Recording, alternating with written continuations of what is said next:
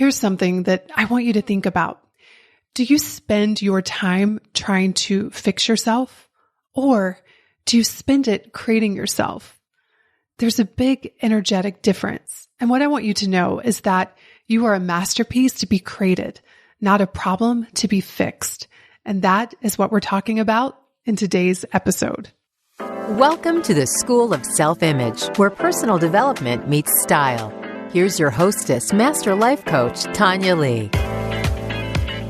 My friends, I am so excited, and here's why.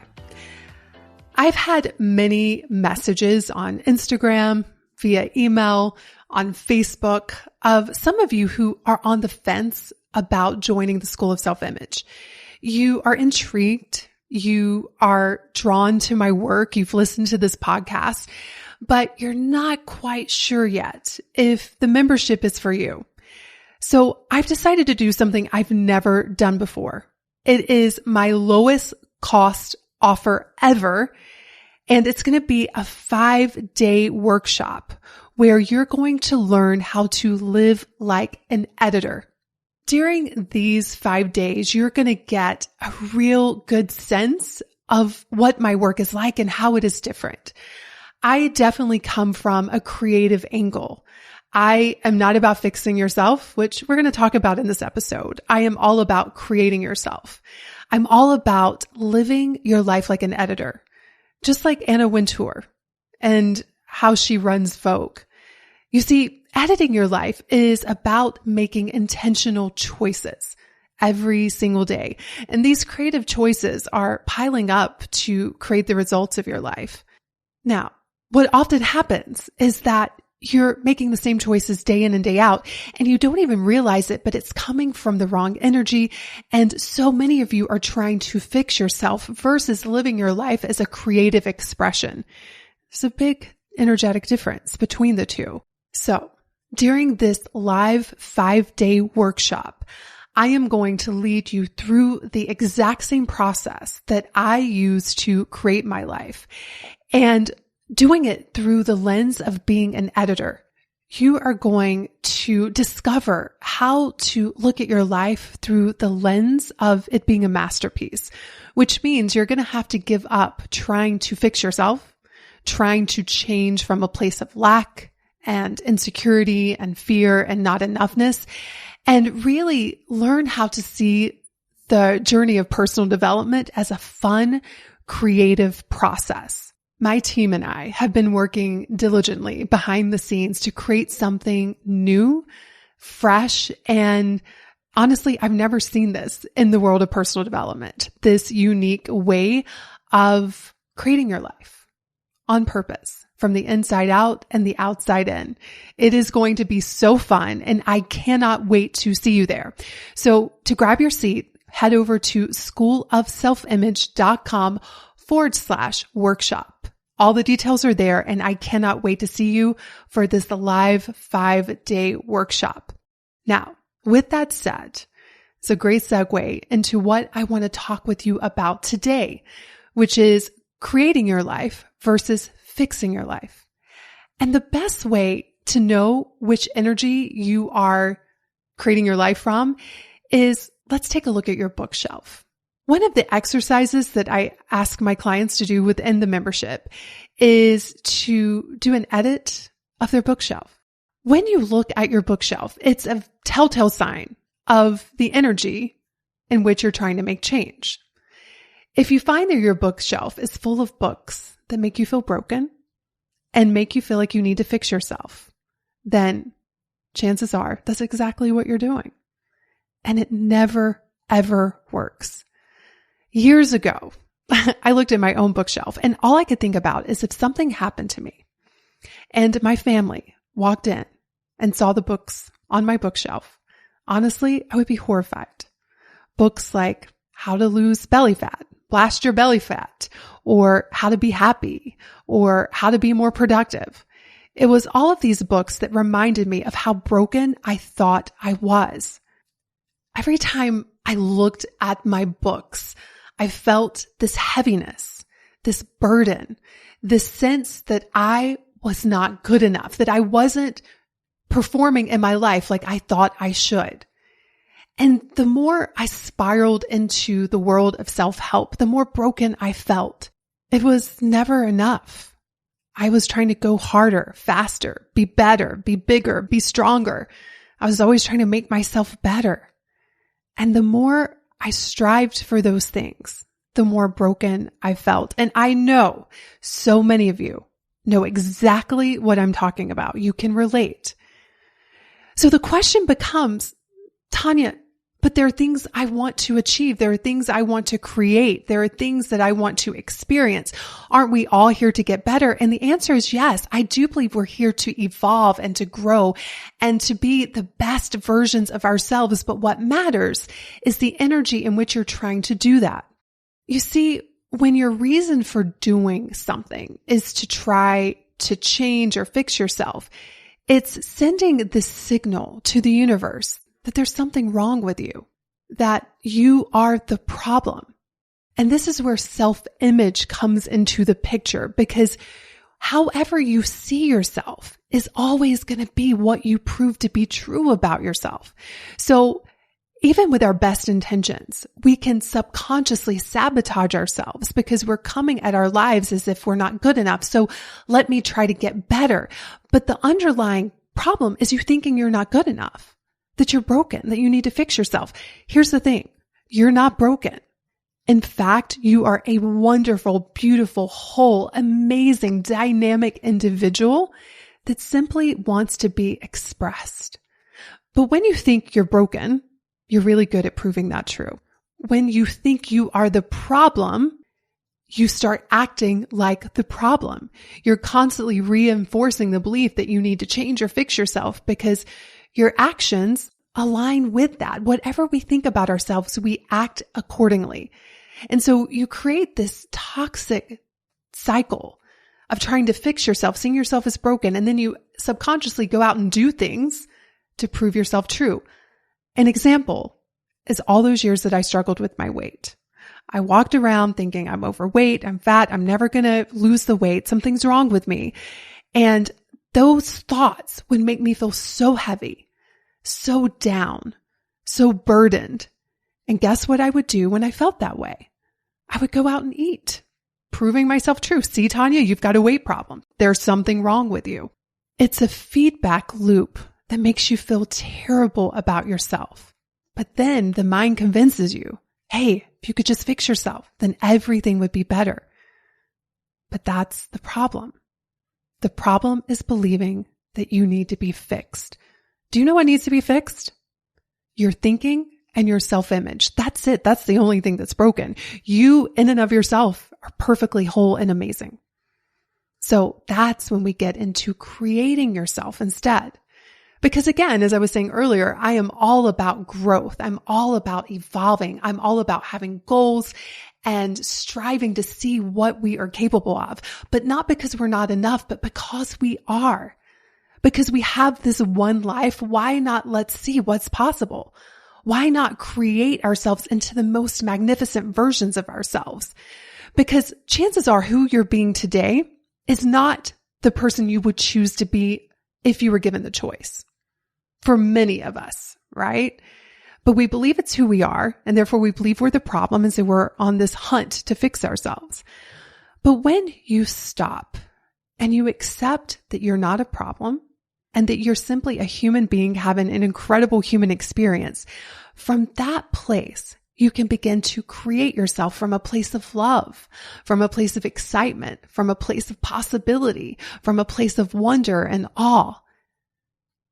Such a big difference. One of the questions that has really allowed me to live in this creative process, especially when it comes to myself, is asking where the origins of my behaviors are coming from. If they're coming from fear, if they're coming from lack, if they're coming from insecurity, chances are they are coming from a place of me thinking I need to be fixed. And let me tell you all, I've done that many, many times. But when they come from a place of love and joy and excitement, that's a place of creativity. That's a place when we can make intentional choices out of self-love, out of self-acceptance, out of a place of excitement for our futures. But we can easily fall into the addiction of fixing ourselves. I remember when I finally realized what I was doing, when I finally realized that the more I tried to fix myself, the more broken I felt. And I decided, I'm going to do this differently. And one of the first choices that I made was to give up dieting. I'm like, dieting is not working for me. It's just this perpetual toxic cycle of beating myself up, overeating, then depriving myself, and then repeating the cycle all over again. So I remember when I decided that I was not going to diet anymore, I had this void. Who am I if I'm not trying to fix myself?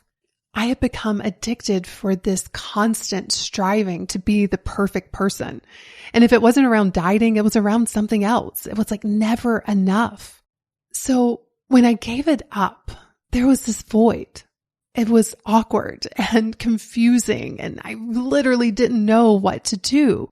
But as the saying goes, nature abhors a vacuum, meaning that unfulfilled spaces go against the laws of nature and physics, and that every space needs to be filled with something. And so I started to fill those spaces with things that excited me, things that felt light, things that felt better, things that felt fun, things that were part of my future, not my past. And little by little, what I realized I was doing is that I was no longer trying to fix myself, but I was creating myself instead. And things started to align, and all of the things that I had strived to be and do and create started to just fall into place with so much more ease. You see, this is where we get confused, because like all of you, I still have goals.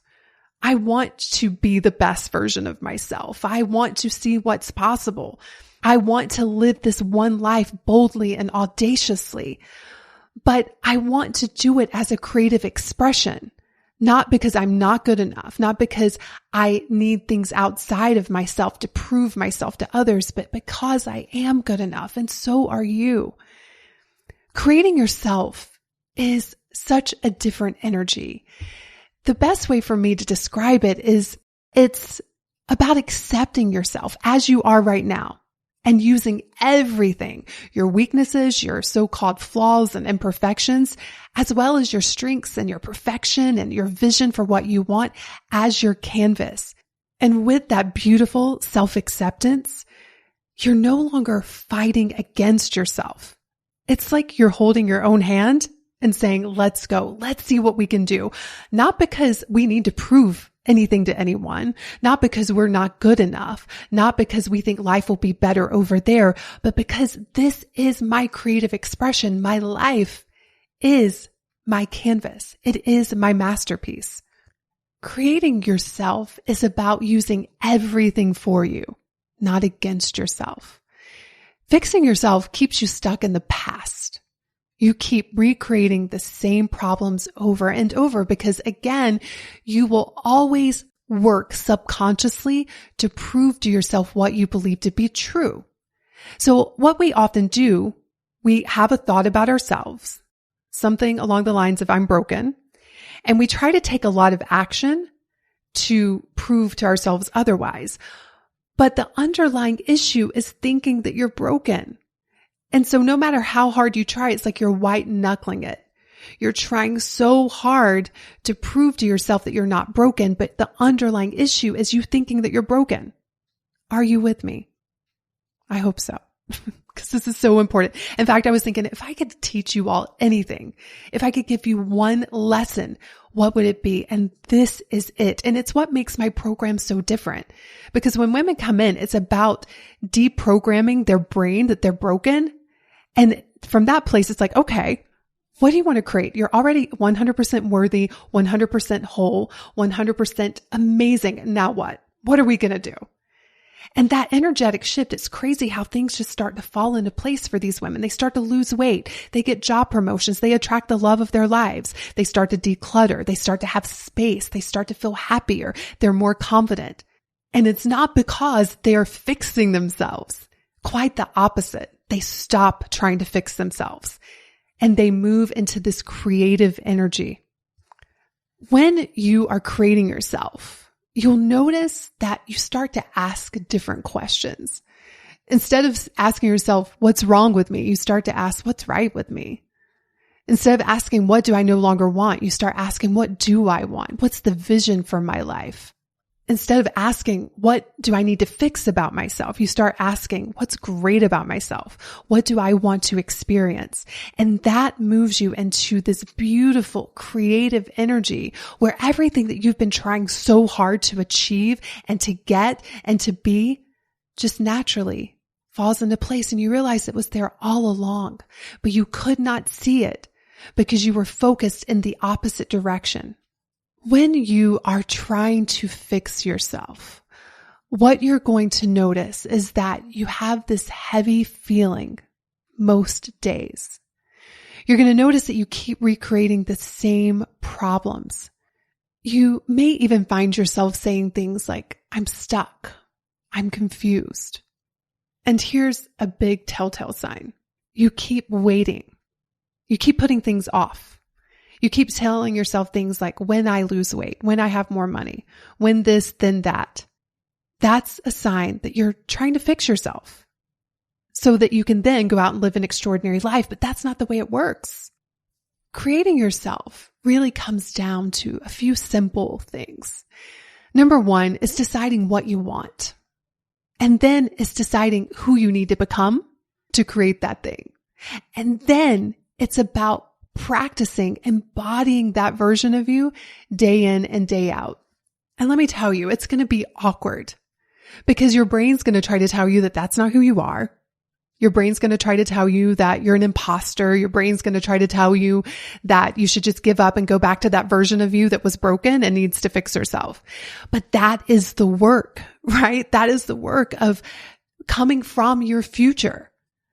Being that version of you that you keep putting on hold until you fix yourself. Because what you're going to discover is you're never broken, ever.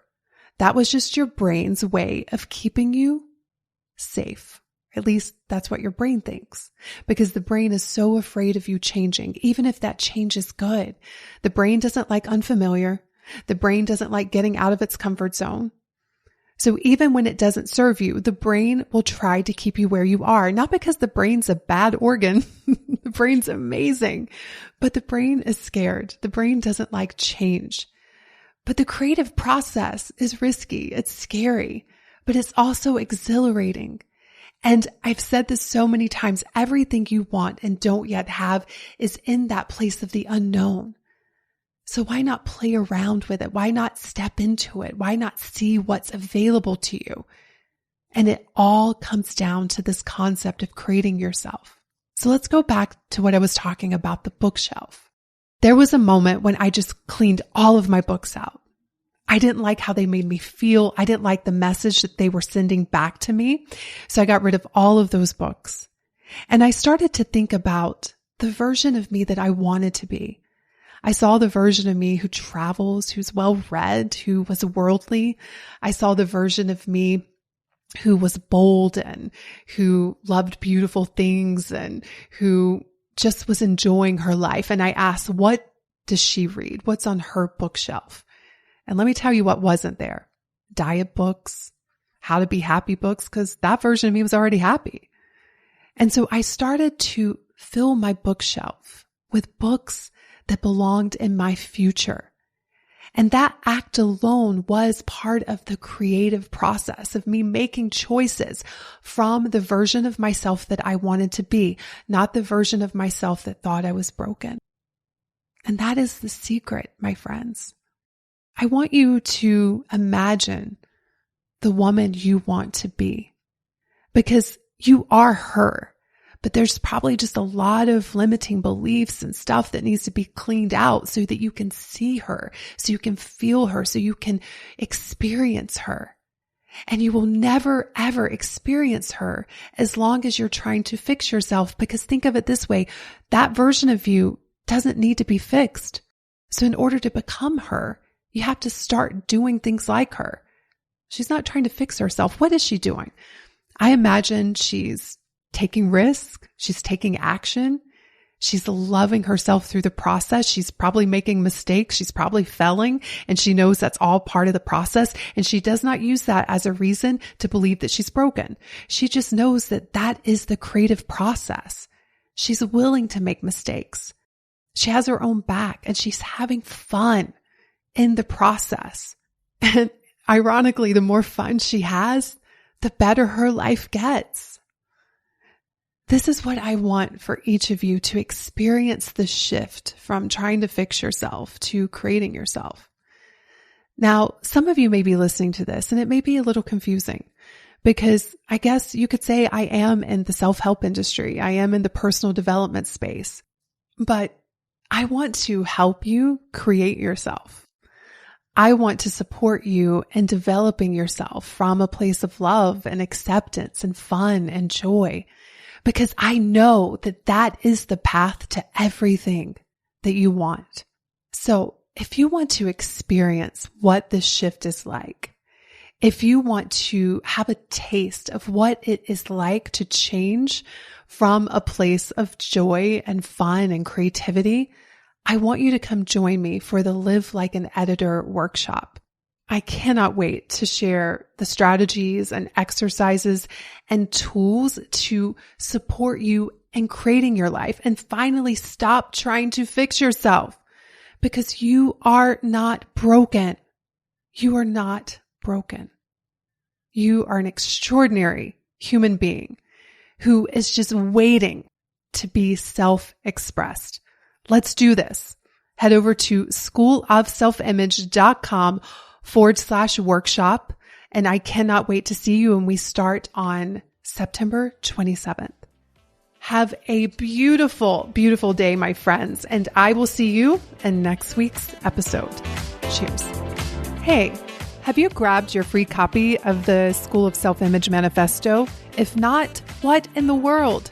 Head over to schoolofselfimage.com/manifesto and get a copy that teaches you how to think and show up in the areas of mindset, style, and surroundings so that you can transform your self-image.